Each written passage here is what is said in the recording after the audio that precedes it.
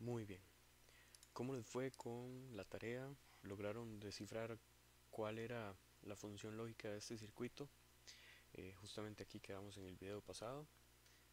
Espero que sí lo hayan resuelto. Vamos a dar una semana más para que puedan responder esta o que puedan dar solución a esta pregunta. Y vamos a seguir con la clase. Y ahora vamos a tener que hablar un poco acerca del consumo de potencia en los dispositivos digitales creados con tecnología MOSFET. Específicamente para nuestro caso vamos a ver el consumo de potencia en el inversor CMOS. Pero bueno, el consumo de potencia es uno de los parámetros más importantes a la hora de diseñar nuestro proyecto, porque es el que nos va a identificar o nos va a dar una idea más o menos del tipo de fuente de energía que vamos a utilizar. Eh, en los sistemas digitales podemos diferenciar dos grupos o podemos clasificar el consumo de potencia en dos grandes áreas.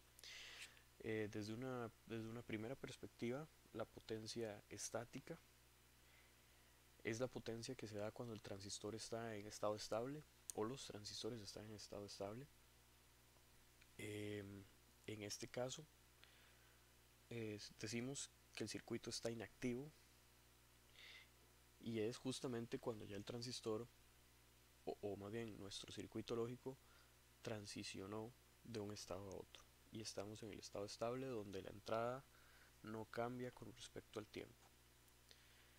Por otro lado, la potencia dinámica es la que se consume justamente en el cambio de estado lógico, es decir, de un 1 a un 0 y de un 0 a un 1.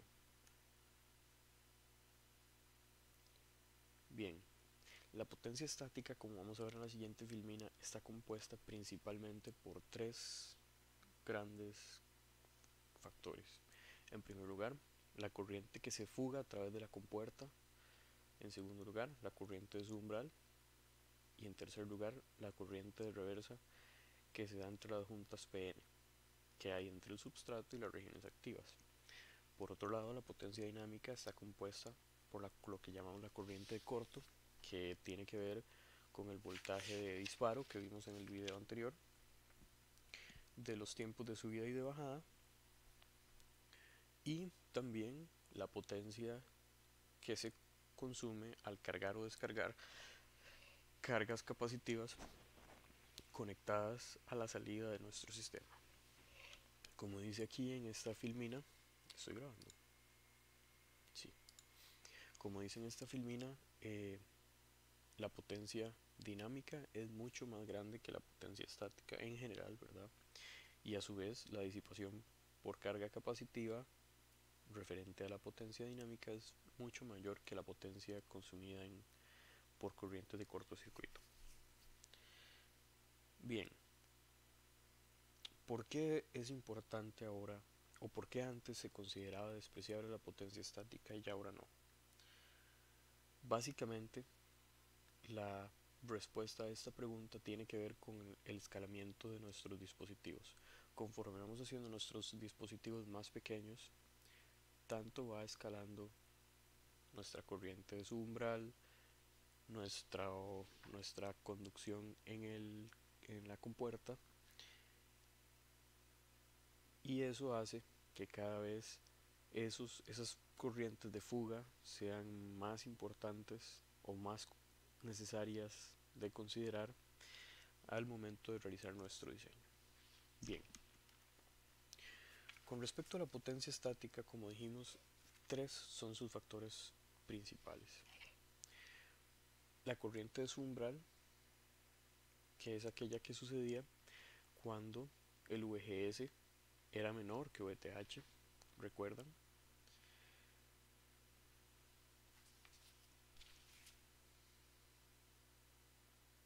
Y esta, la corriente de su umbral, es la causante principal de la potencia estática. Su valor está determinado por la tensión que se aplica entre la compuerta y la fuente. Y recuerden que un parámetro muy importante, bueno, en primer lugar es el voltaje de threshold, pero también la pendiente de su umbral. Recuerden que la pendiente de su umbral era el cambio en el voltaje V gate source necesario para que la corriente de su umbral aumente en una década. Ujú. Idealmente hablamos de 60 milivoltios por década. Y ahora imagínense qué nos puede dar 60 milivoltios en la compuerta para pasar de una corriente, digamos, de nanómetros a micrómetros. Bueno, pues básicamente, incluso con solo acercar nuestra mano y tocar la compuerta podríamos estar idealmente o hipotéticamente más bien incluyendo un ruido debido a nuestro calor, a nuestra energía térmica que podría estar dentro del rango de las decenas de milivoltios, y con eso podríamos aumentar considerablemente la corriente de su umbral y que por ende aumentará nuestra potencia estática. Este es un caso, esto que les digo es algo muy típico que se observa con bastante regularidad y que hay que tener mucho cuidado en el diseño de sistemas digitales al momento de configurar las salidas o las entradas de los microcontroladores cuando deseamos diseñar sistemas de ultra bajo consumo.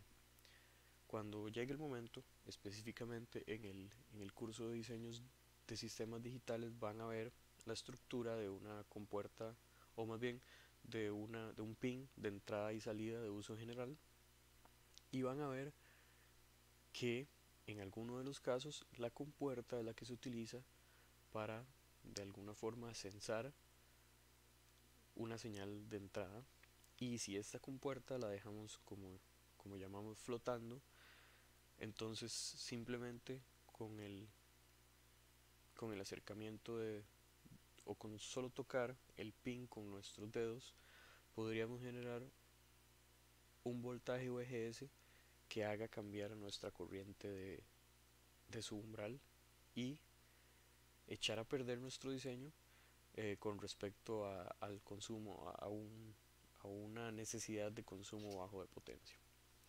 Bien, el otro componente importante en la potencia estática es la corriente de fuga en la compuerta. Hasta el momento habíamos dicho que no existía corriente entre el substrato y la compuerta, porque había un dieléctrico.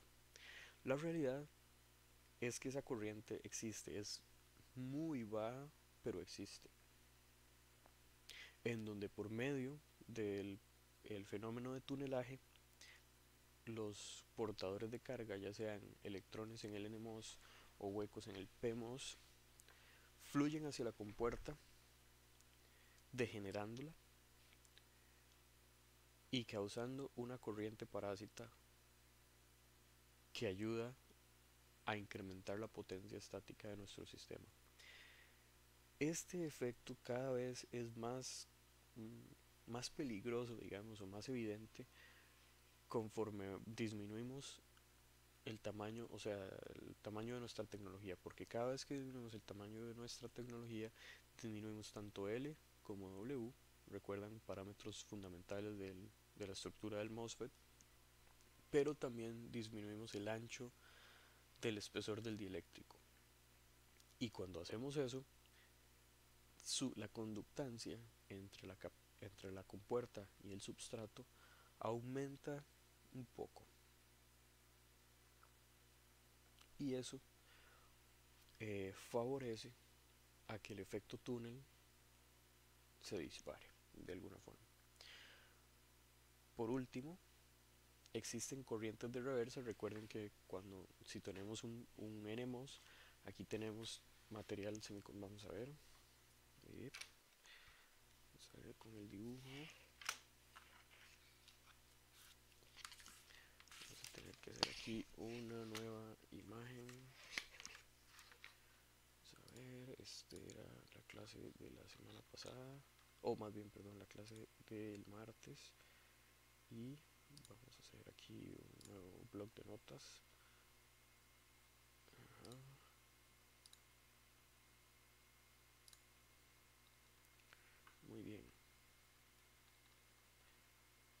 Recuerden que si tenemos un NMOS, como en este caso, si aquí tendríamos, perdón, material tipo N, P y N, ¿verdad? Entonces, como aquí está claramente indicado, tenemos un diodo en esta dirección y que a pesar de que el diodo esté polarizado en reversa, existía en el diodo una corriente de reversa justamente que era diferente de cero. Y esa corriente que fluye en esta dirección y en esta dirección y de fuga, llamémosla, también afecta la potencia dinámica, perdón, la potencia estática consumida. ¿De qué depende esta corriente de fuga? Depende en gran parte de cómo polaricemos el substrato.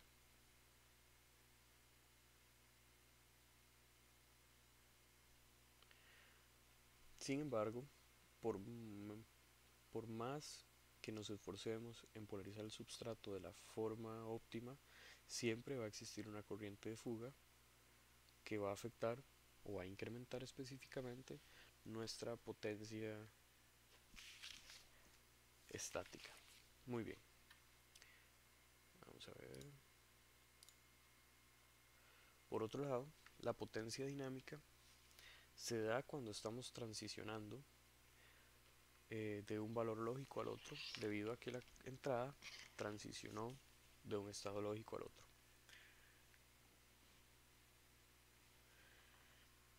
Como vimos hace un rato, la potencia dinámica está compuesta por dos grandes factores. Una corriente de cortocircuito, que es la que tenemos en esta filmina, y una corriente debida a la carga y a la descarga de las capacitancias parásitas. Vamos a tratar de entender un poco de qué se trata la corriente de cortocircuito utilizando como ejemplo nuestro inversor CMOS. Recuerden que el inversor CMOS era básicamente un transistor P en serie con un transistor N, en donde sus compuertas están cortocircuitadas y en la compuerta ponemos nuestra señal de entrada y tenemos a la salida en las patillas de los drains nuestra señal de salida. Recuerden que cuando nosotros en la realidad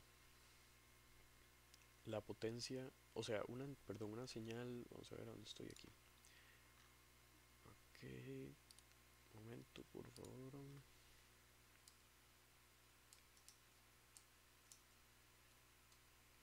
Recuerden que una señal de entrada,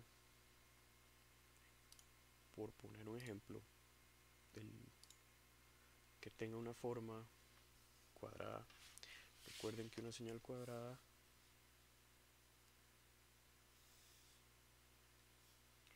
era más o menos así. Eso está muy feo.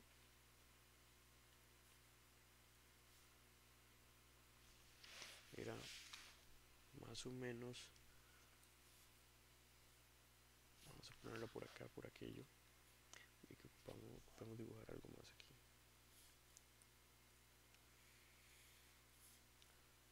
Recuerden que en el tiempo v in y llegamos a este punto v de d, una señal cuadrada básicamente la podríamos representar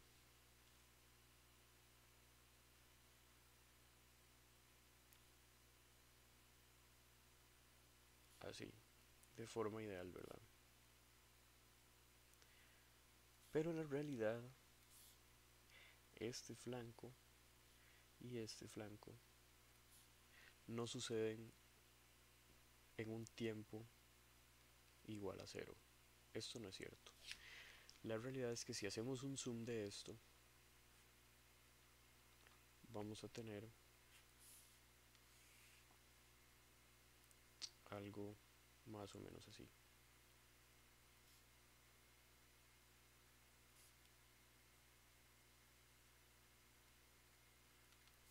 en donde, como habíamos dicho en el video pasado, definimos, en este caso para nuestro flanco de bajada, definimos el tiempo de bajada T-fall como el tiempo que le toma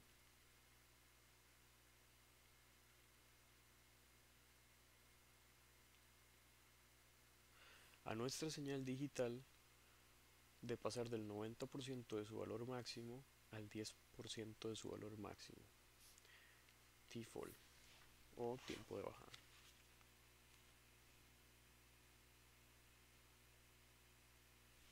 Y como pueden ver aquí, va a existir por un momento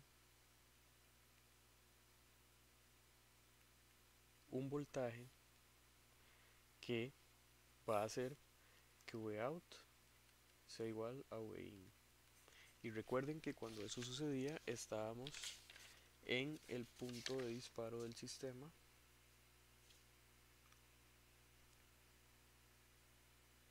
o en el punto de switch point, ¿verdad? De transición de nuestra compuerta lógica, y en este momento ambos transistores, tanto el NMOS como el PMOS, se encuentran saturados, ofreciendo al sistema un camino, un path de baja impedancia entre VDD y tierra. Y el hecho de que haya un camino de baja impedancia como una especie de cortocircuito es la razón por la cual le llamamos a esta potencia consumida potencia de cortocircuito. Como pueden ver aquí, en este caso, Vin es igual a Vout. En este momento, en algún momento de la transición, ambos transistores conducen y se da una corriente muy grande de VDD a tierra. Por un tiempo, claro, pequeño, solamente por un tiempo T-rise o T-fall, ¿verdad? Pero va a ser una corriente muy grande. Para calcularla, para calcular esta potencia,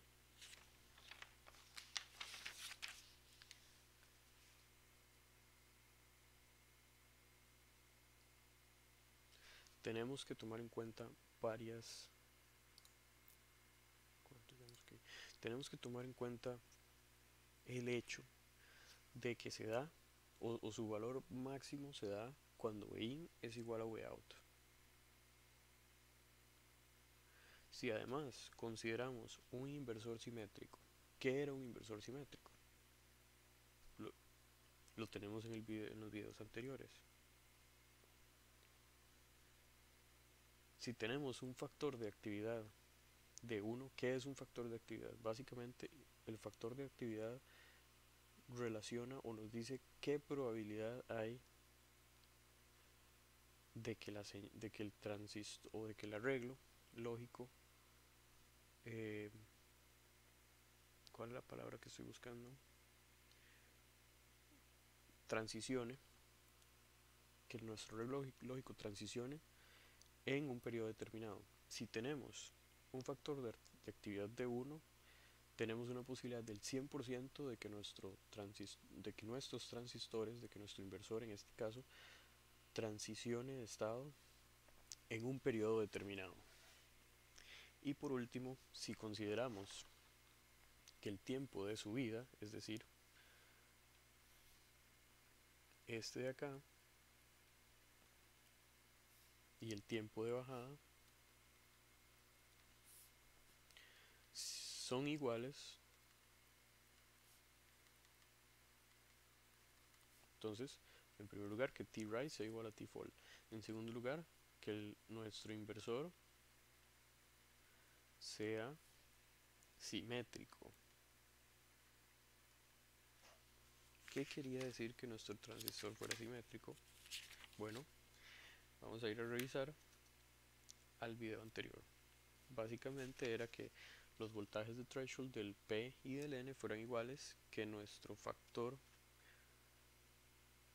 o perdón, nuestro parámetro de transconductancia fuera igual, y eso iba a dar como resultado que el voltaje de switching point, es decir, cuando el NMOS y el PMOS se encuentran saturados, o bien cuando Vout es igual a Vin, va a ser de V de medios.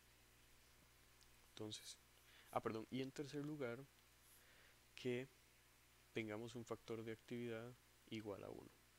Si cumplimos con estas tres condiciones, podríamos definir la potencia de cortocircuito como la definimos en esta ecuación, o la podríamos calcular. Entonces, ¿qué tenemos acá? Tenemos que la potencia de cortocircuito es igual a la corriente de cortocircuito multiplicado por VDD, que es nuestra fuente de alimentación, y eso es igual a 2/3 de K, donde K era el parámetro de transconductancia, y recuerden que era igual para Kp y para Kn. El tiempo multiplicado por el tiempo de subida, que era igual al tiempo de bajada, dividido entre el periodo. Recuerden que estamos asumiendo que tenemos una señal que va a que tiene un factor de actividad del 100%. Recuerden que el periodo es el tiempo en que la señal, el tiempo activo de una señal, que aquí está t-fall y que aquí está t-rise. BDD medios, todo esto, 2/3 de K por tiempo de subida entre el periodo, multiplicado por BDD medios, que era, recuerden, V de switching point para un CMOS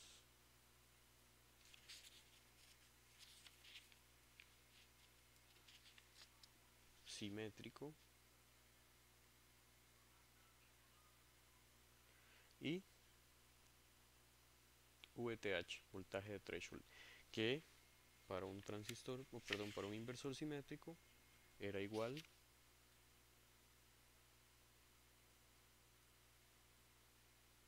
para los dos transistores, elevado a la 3. Entonces, con esta ecuación podemos calcularla por la potencia dinámica de cortocircuito. Bien, ¿y cuál es la otra componente? Bueno, la otra componente es la potencia debido a la carga y a la descarga de cargas capacitivas. ¿De dónde vienen estas cargas capacitivas? Bueno, básicamente vienen de tres factores también. En primer lugar, la capacitancia de compuerta, COX, de todas las compuertas lógicas que estén conectadas a la salida. Es decir, si yo tengo aquí otro inversor y además tengo una NAND y además tengo una NOR, entonces la suma de todas ellas, recuerden que podríamos decir que están en paralelo con esto, ¿verdad? Entonces simplemente la sumamos. Perdón. Además, incluye esta carga, esta capacitancia equivalente, que es la que se va a cargar y se va a descargar cada vez que se transicione de estado. También va a depender de las capacitancias de compuerta, COX, propias de nuestros transistores. Y además va a existir una capacitancia parásita en las interconexiones. Recuerden que las interconexiones, bueno, no sé si creo que no lo han visto, pero un cable no es un cable, sino que es una línea de transmisión y a mayor frecuencia, entonces los efectos inductivos capacitivos se van a reflejar cada vez más. Pero bueno, para nuestro efecto existe una capacitancia parásita en las interconexiones de nuestro sistema. Todas estas imperfecciones o todas estas capacitancias acopladas en la salida de nuestro sistema se pueden representar por la capacitancia CL. Esta capacitancia CL es la culpable de la potencia o del consumo de potencia de carga capacitivo.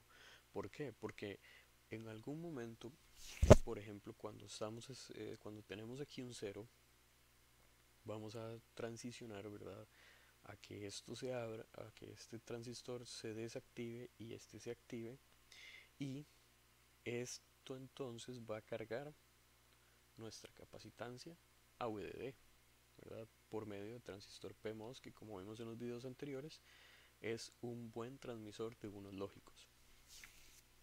Y ahora sí, en ese momento dejamos de consumir potencia dinámica y estamos consumiendo potencia estática debido a tres factores como acabamos de ver. A la corriente de subumbral del PMOS, a la corriente de reversa en las juntas source, substrato, drain, substrato, y debido a la fuga de portadores de carga que van del canal hacia el gate. Muy bien, y ahora volvemos a transicionar. Y cuando volvemos a transicionar, ¿qué pasa? Vamos a hacer el dibujo aquí rápidamente. Si transicionamos otra vez,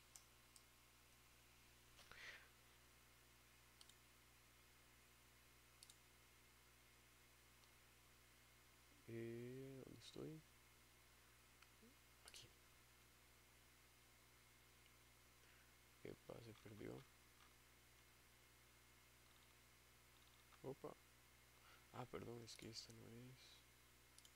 No es este tampoco. Este.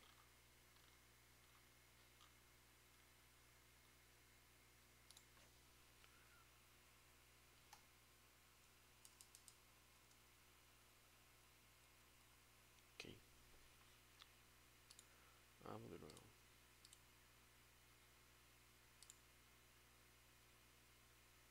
Vamos, compu, vamos.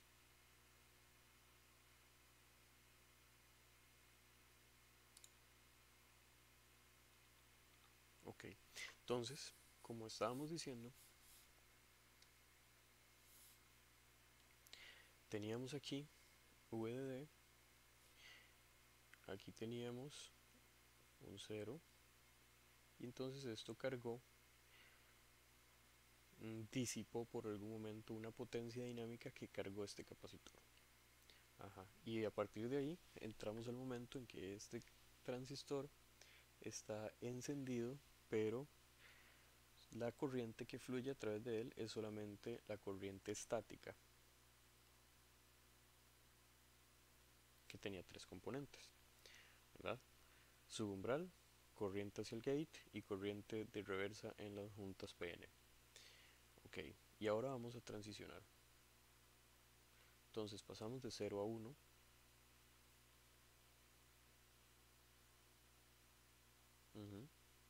Y en este tiempo vamos a tener la corriente de corto, ajá, que estaba definida como eh, la potencia de corto, perdón, que está definida como la corriente de corto multiplicada por PDD. Y luego, una vez que esto sucede, vamos a tener una corriente de descarga del capacitor en esta dirección, ¿verdad? Y una vez que se descarga, esto ya no va a ser VDD, sino que va a ser 0 voltios. Y ahora vamos a volver en algún punto por acá, ¿verdad? Vamos a volver a consumir potencia estática.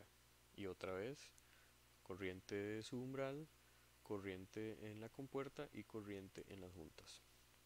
Muy bien.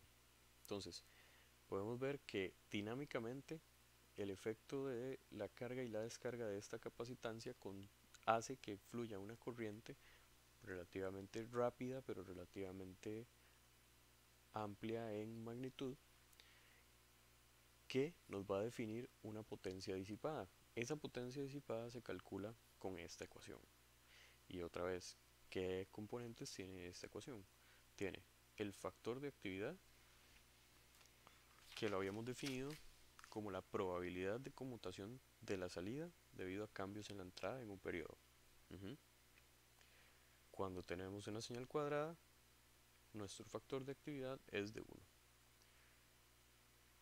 También la frecuencia de nuestra señal de entrada, que si tenemos un factor de 1, va a estar dado por el periodo, ¿verdad? Y va a ser una señal cuadrada si tenemos un factor de actividad 1.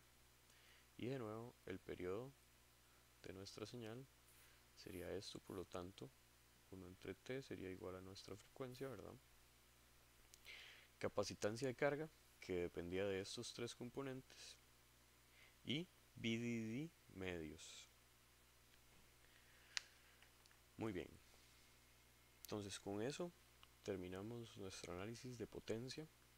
Vimos que básicamente resumiendo, para, para un inversor existen dos grandes grupos de consumo de potencia: una potencia dinámica, debida principalmente a la carga y la descarga del capacitor, y también a la potencia disipada por corriente de cortocircuito.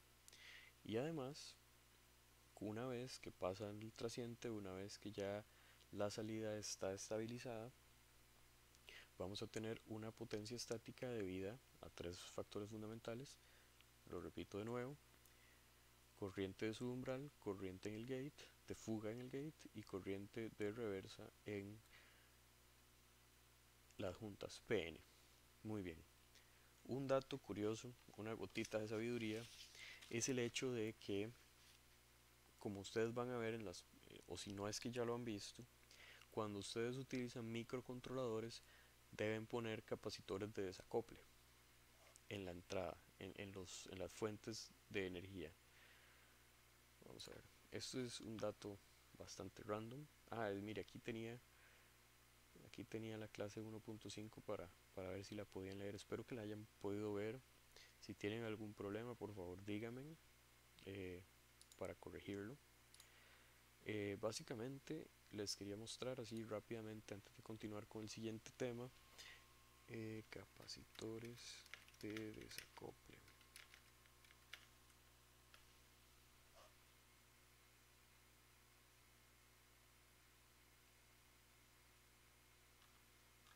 Desacople micro.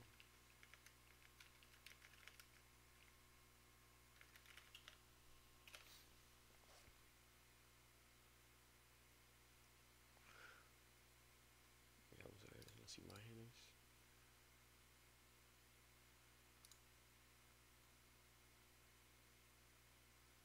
Estos no son capacitores de desacople, ¿verdad? Porque aquí tenemos un cristal. Más bien son capacitores para ajustar la frecuencia del cristal, pero este que tenemos aquí sí, y en específico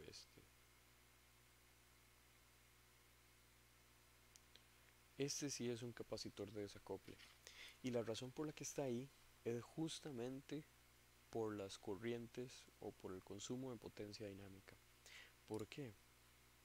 Veamos una cosa. Si nosotros tenemos VDD, perdón,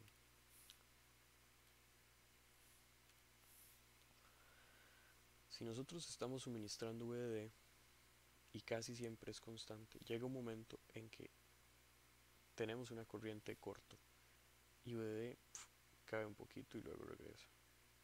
Y cuando tenemos una transición vuelve a caer. Y una transición y vuelve a caer. Esto, el efecto del switcheo, por así decirlo, no sé si es la palabra correcta, pero bueno, el efecto de transición en este ejemplo de nuestro inversor genera una especie de rizado, como pueden ver aquí, en nuestra señal de alimentación, que se debe justamente a que la corriente, si más o menos graficamos la corriente de suministro y solamente tenemos este transistor, vamos a tener algo como así: un pico grande, otro pico grande, otro pico grande, que tiene como característica ser un pico de consumo de potencia muy rápido. El que sea muy rápido implica que tiene un componente espectral o una componente en frecuencia de una frecuencia bastante alta, que es el causante de estos ripples que tenemos acá. Si nosotros ponemos un capacitor de acople aquí, este capacitor va a ser capaz, valga la redundancia, de funcionar como una especie de suministro de energía de alta frecuencia. Si nosotros ponemos un capacitor aquí que sea capaz de suplir energía a una frecuencia parecida a esto o parecida a esta, no es, con eso vamos a hacer que nuestros ripples desaparezcan y que nuestro VDD sea cada vez más limpio. Eh, y con eso vamos a evitar problemas de una transición no deseada, porque si este voltaje llega a bajar mucho, entonces nuestros transistores podrían no activarse. Bien, con esto concluimos el análisis de las potencias, tanto o de la potencia consumida en un inversor.